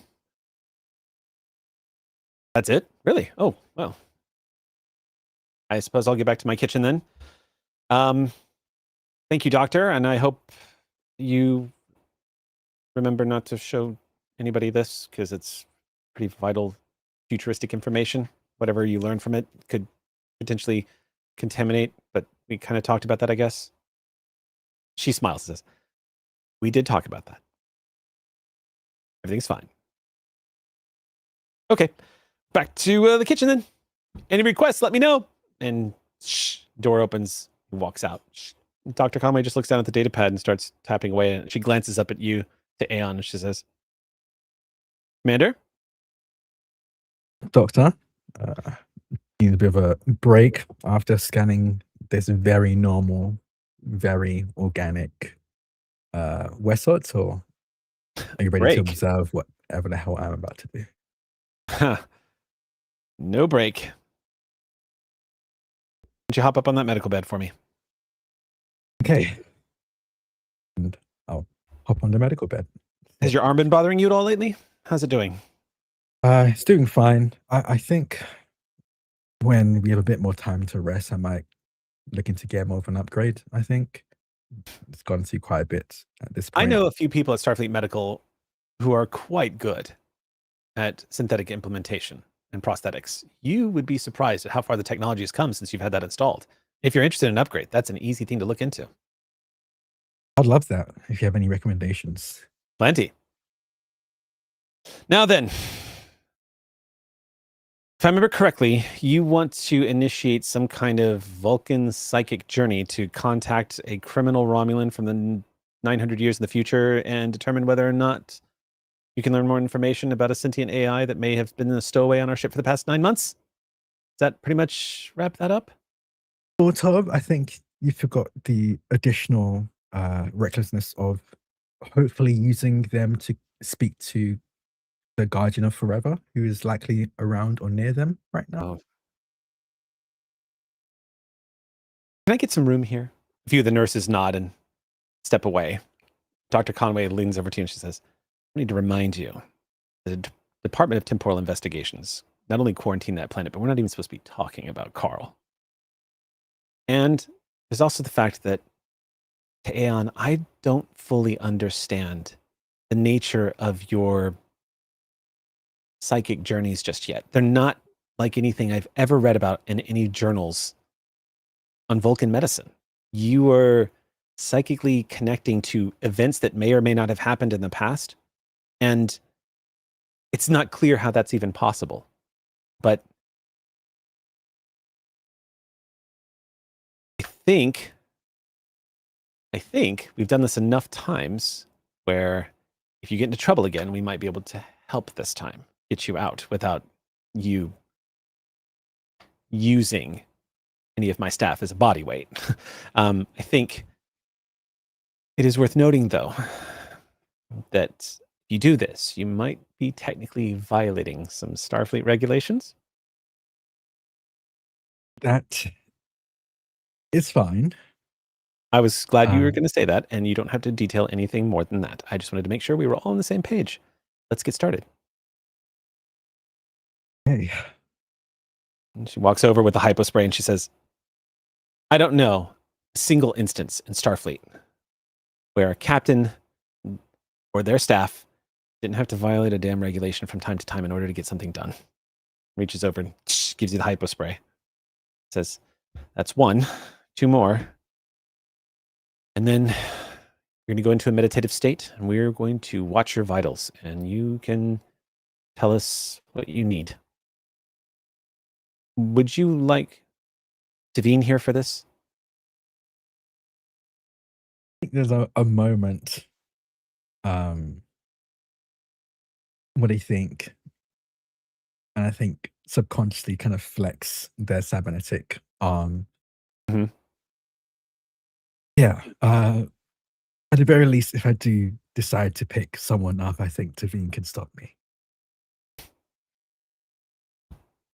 Taps on the comm badge, and through the comm badge, sure enough, you hear, Lieutenant Commander Devine, could you please report to main sickbay? On my way, Doctor. A few moments later, enter Devine. The moment you walk in, Devine, you can see the setup here, and you can see Aeon sitting on the med bed. You already know what's about to happen, and it doesn't take a lot of deductive reasoning to figure out why you were asked down here. We're The doing doctor just something nods to you. reckless again. I see. We're about to go on a psychic journey, apparently. And we don't know how this is done or what it entails, just that Aeon is able to somehow do this. So it behooves us to have a fellow Vulcan down here to help. I think Tavine just like looks at you, like studying you. I think she's trying to gauge how you feel about this.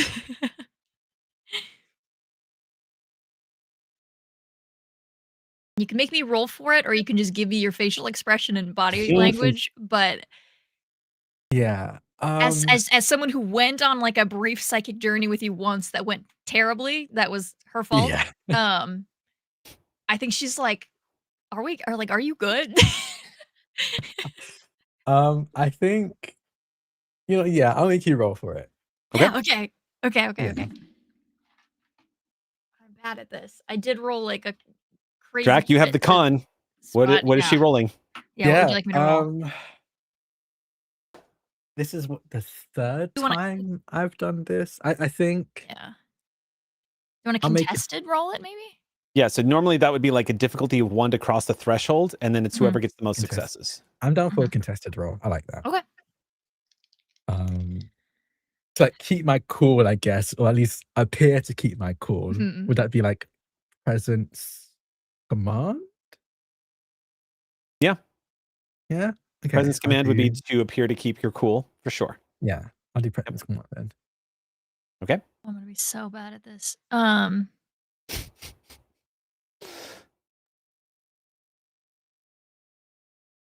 It's an insight check, I'm sure. Yeah, I'm bad at that. What are you going to do? Insight.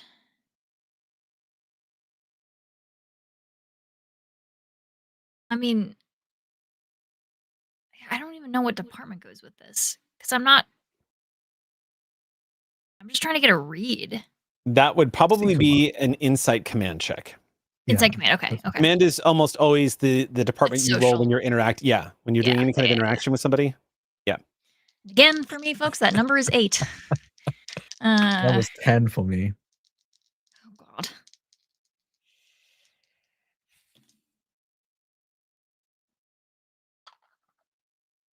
Two successes? I rolled 0 successes. I rolled a 7 and an 8. All right. I'm I going to let rolled you 0 make 2 momentum. Or 1 momentum, rather. One, yeah. Yeah. So, okay. So, go proceed. I think for Dr. Conway, Town looks pretty calm and relaxed Mhm. and ready for whatever this is going to be. For any Vulcan, would be looking at Taeon. And I think Tavine, especially because they're a Vulcan and know Taeon, they have no clue what they're doing. They just know they have this. They know they have this bond, and they've used it accidentally and on purpose now. And with everything going on, they feel like this is the best way to get a leg up Okay. if they can get in contact. So you see an anxiety, but like a determined anxiety. I guess probably the best way to put it on Taeyeon's face. So there's a beat of just like Tavine just looking at you, and then without looking away says, "Doctor, could we have a moment, please?" Of course. Be right I'll back. call you over briefly. And Please. Tavine just comes and sits next to you on the bed, feet kind of dangly a little bit. You don't have to do this. Trust me, I'm fully aware. I volunteered this. I don't think anyone knew I could potentially do this. I know. It makes sense, I suppose. That you could try again. That connection would still be there. We're dealing with time and timelines and a timeline jumping ship, and now AI that's incorporated itself into the ship. If we can get just any extra information, better yet, if we can get intel on our side, or at least some information from him.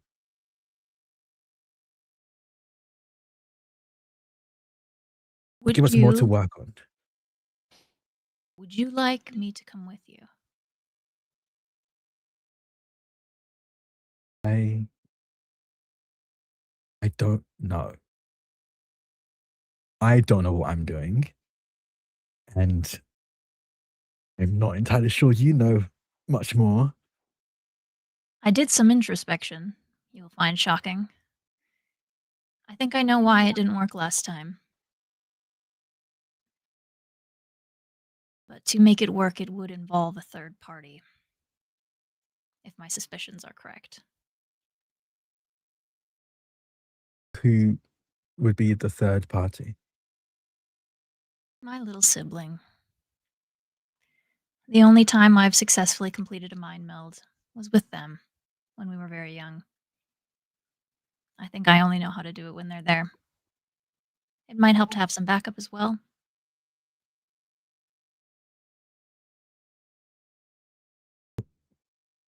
It's your mind, though, so you can say no. No, it's fine.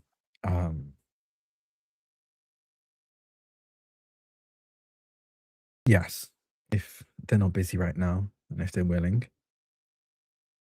Well, I left a Okay. project that the two of us were supposed to be working on together, so I feel they are just waiting for me to be done here, so we might as well give them another task, huh? Yeah. Sick bay to Commander Cadence.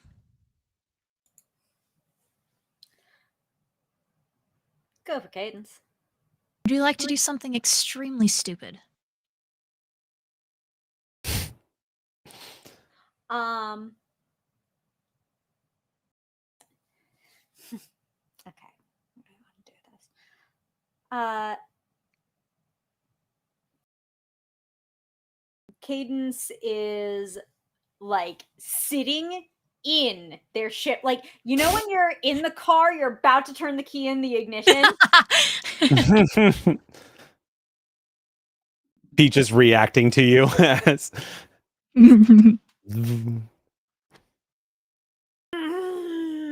Okay, your stupid thing, not mine. Meet us in sick bay at your leisure. Yeah, I know. You said sick bay to Kate. I get it. We could have been meeting elsewhere. You don't know. But I did though. Clarity is key. Sit tight. I will be back for you, and then we will go out.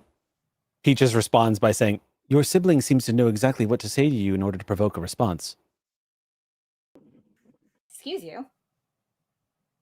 You are my cadet. My apologies, Commander. That's right. Enjoy doing something stupid, sir. I will. Would you like to do something else stupid when you get back, Commander? That was the plan. Okay. Yep. A few moments later, you step into sick bay. And as you step into sick bay, that is where we're going to take a quick break. Dun, dun, dun. So we are going to take a quick 5-minute break just to stretch, refresh, grab some water. We'll be back in 5 minutes sharp. Don't go anywhere. We'll see you in just a moment. Welcome back. Let's jump right back where we left off in sick bay. Just as Cadence has stepped into the room and seen these two, along with Dr. Conway, near a quarantined area on a medical bed, it's pretty clear something is going on. Cadence, the moment you walk in the room, you can tell that these two have been planning something. I was promised something foolish.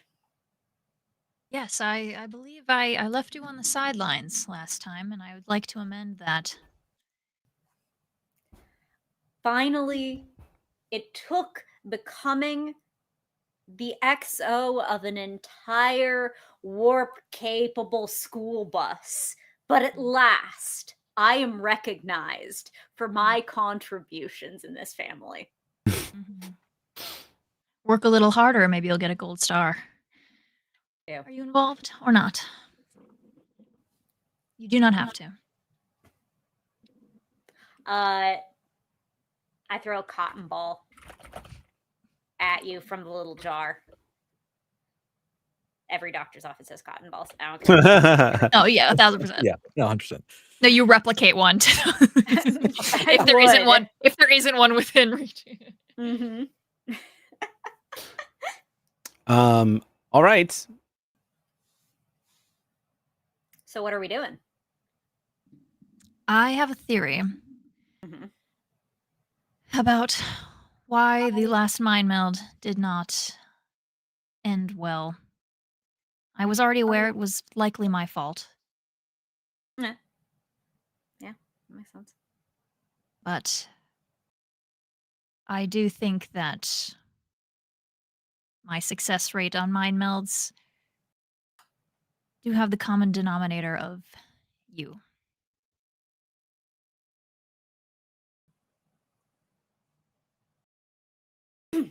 I mean, yeah, I do make pretty much everything better. I believe it will be doubly so here, and Teon would like to attempt to contact via his mind the Romulan in order to Yeah. speak to other large friends of whom we are not supposed to speak of. So several stupid ideas in a trench coat seems to be the prerogative for the afternoon. If you'd like to join us on a trip through Teon's mind, possibly also through space and time and someone else's mind. Let's see. Yeah, I think I can make time for that. I was worried I'd have to speak to your yeoman, but good to know you're available. I should get a yeoman. I tried. I put in an order for you and you rejected it.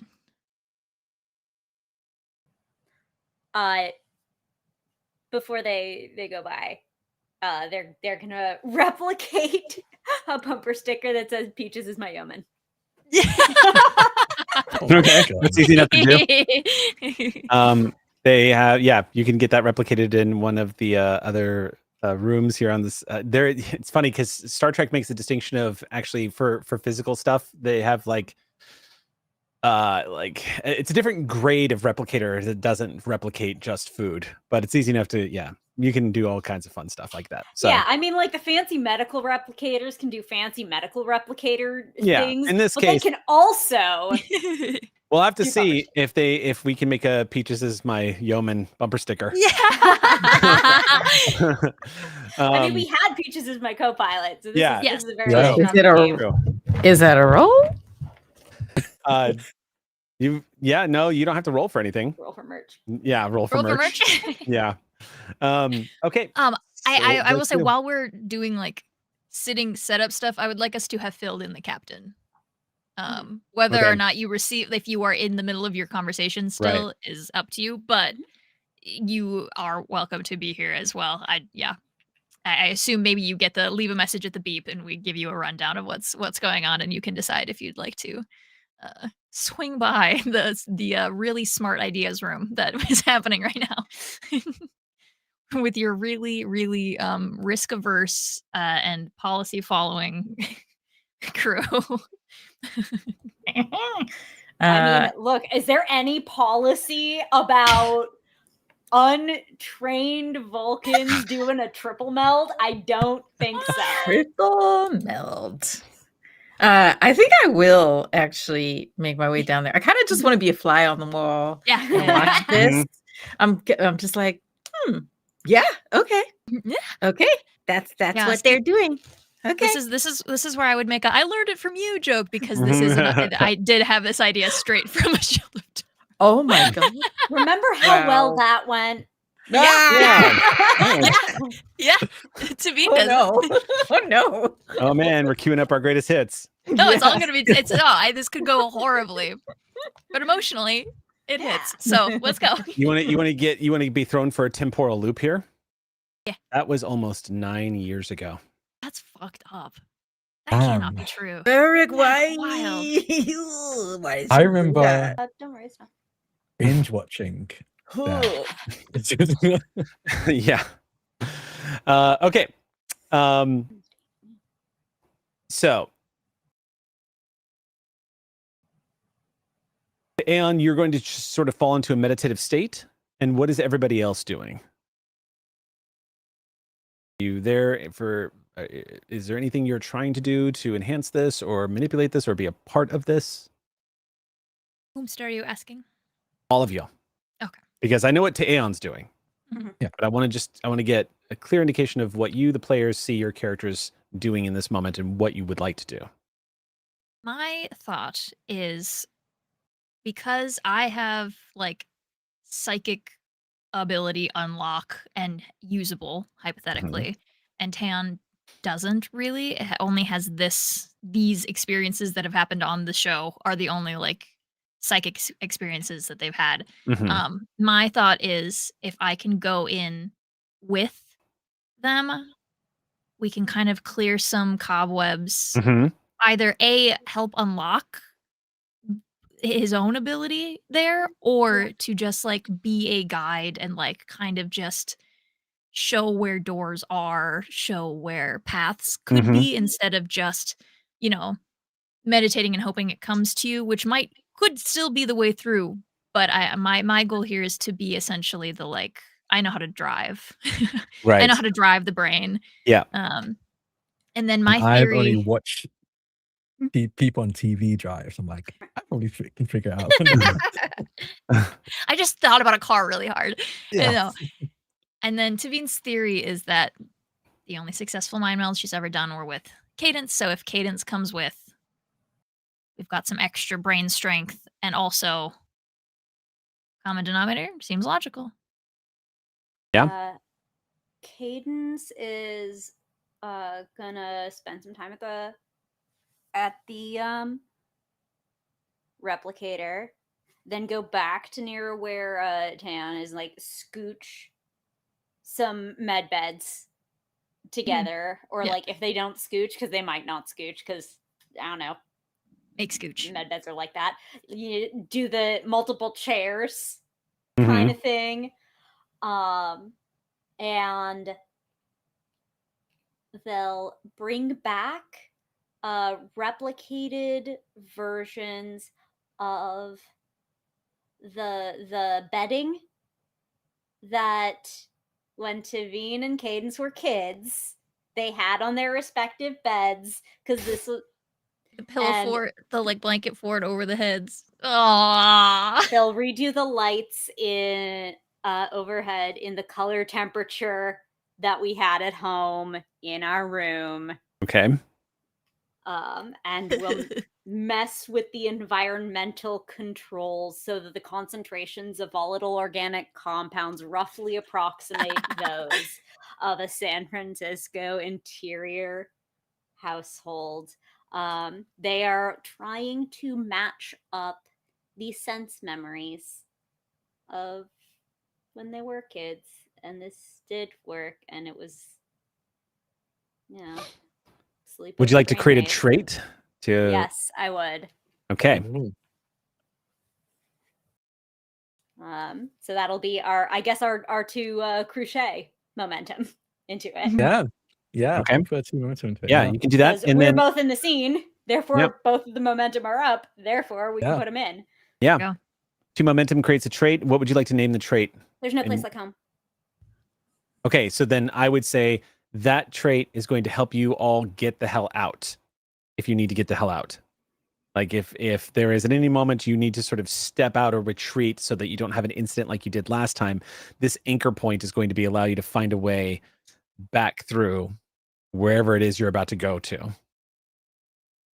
So, if you can come up with other ingenious ways of using it, you might be able to make that pitch. But I would say it's going to lower the difficulty right out of the gate. So, to me, you didn't get classical training on like you're supposed to do this thing. And I don't know whether you've been doing anything like that with Taeyeon one way or the other, but like, what did we used to do? What was our like, we don't know what we're doing, what just kind of happened of it that we're going to now approximate? I feel like forehead bonk. Oh, perfect. So it's the one bed, it's the other bed, they're scooched up, and then just forehead touch. Perfect. Guys, we put so much into these character backstory. Like, we have so much stuff that just makes me want to cry all the time. Really stinking cute. They Wow, hadn't we're seen gonna each have other that in video. 12 years, you guys. Oh, Yeah. Makes me so sad. So- Can I do something before the scene starts? Of course. What would you like to do? Yeah. Sam, but you weren't done. Go ahead. Sorry. I have a beat at the point of bonk, Okay. but I think we're not there yet. So if you want to throw that in, Okay, yeah. Well, we can say maybe I see this happening. I really am just sitting like in the corner of Med Bay, watching, just observing and supporting. Mhm. And I see the preparation with the bedding and everything and the head bonk. And let me know how if I can do this, Eric. I have a Mhm. talent called reassuring. When you succeed at a task using your presence, you may spend momentum to reassure your allies so long as they are able to hear you. You may spend 1 momentum repeatable to allow 1 ally who can see and hear you to recover 1 stress. And I can do that up to 3 times. So this is just preparation for, Yeah. What could Eh, go wrong? Damage has been taken in the brain zone. The last time or two this happened, so that's good to know. Way through the. Okay. If I may, like, do a presence command check, and just see how, just like, or insight or whatever it may be, just to check in and see how they're all feeling. And then I would like to, have that talent ready to go if needed. Sure. Are you okay? So, out of curiosity, is the goal here to like create some kind of buffer zone so if something were to happen to them, you were to be able to help remove some of the stress that they would take on? Is that kind Yes. of like so? Okay. So then I would say, okay. Yeah. All right. So if you want to make a presence command check. Okay. Now, real quick question though. Mhm. And you may have already, might be go without saying, but this is Hata, right? And not your Hata. support character, Dr. Conway. Okay, Yep, cool. This Just is how making it's sure. happened. Cool. Yep. All right. Okay. Presence command. Okay. I got 1 success. 1 success. Okay. Was this, did this have a difficulty? I actually didn't even. It was 1. in Okay. this case. Yeah. So Do we have any momentum then? I was trying to also generate momentum. That might not have think- worked then. Right now we don't. no, wanna we just say put there it was down momentum. on the I trade. want to say there was Instrument. 1 because when I New rolled scene. Might be No, one no. left. Yeah. Oh, still in Med Bay, Yeah. when I Oh. rolled against, Oh yes, you rolled against me and you Oh. succeeded with. succeeded with 2 above, which is 1 above the goal, which is Baseline. Yeah. 1. Yeah. right. So Okay. there there was should So we be would one. have 1. there should Okay, be 1 maybe in we'll, there. and maybe we'll get more. Whatever happens next, I don't know. Yeah. But yes, okay, I'm set up, and so what I will say is, from the corner, I say, I'm very proud of everything that's happening right now. That's all. Soft understatement Mhm. from your captain. Okay. So what then I will say is, as part of this scene, at any point, if you guys take stress from whatever's about to happen, you will have the ability to shrug off 1 point of that stress from your captain. Thanks to your captain. What's up, Sam? What if I induce stress? Then I would say you can also use that to shrug it off. So if you ever did Perfect. something, Escaping my own consequences. Yeah. Thank you, Yep. Captain. no problem. I'm definitely the. Is it a helicopter mom or the opposite? I'm the helicopter captain right now. Yeah. Whatever that Yeah. analogy is, you know what I Yeah. mean. What I mean. Yeah. All right. I want you to have a soft And- landing for your mistakes. So then, as our heads bonk, you'll just hear a quick whisper. I missed you. I think she just grabs your hand, gives you a little squeeze, and then she's gonna lift her hand to put it on Tan's forehead, flick you in the nose, and then go and put her fingertips on Tan's forehead. will attempt a 3 levels of emotional support mind meld. We'll see what Over happens. over a year, these characters together, and that's the first time that's been said. The No one three of does you, say about time. and with that, the three of you begin to immediately start feeling as Aeon closes his eyes. That is where we are going to stop tonight's game. Yeah. Guess I'm That is gonna have the- to do bad ideas. We'll have to come back to this next week. It's 9 o'clock. Let's go. So just as this meld is about to begin, we're going to be going on a bit of a journey right out of the gate. To journey. Mm-hmm. Journey. To journey. It's a journey. Um, I don't know why that's very funny. it is worth noting that we are actually getting close to the end of the year, and it probably means we only have a few sessions of the Last Excelsior left. So get ready, because there's going to be some revelations and some big climaxes of storylines colliding. So we'll see how things play out. That's going to wrap us out for tonight, though, here on the USS Pride. We will catch you all next Monday night for the next chapter in the Last Excelsior. Until then, friends, hailing frequencies are closed.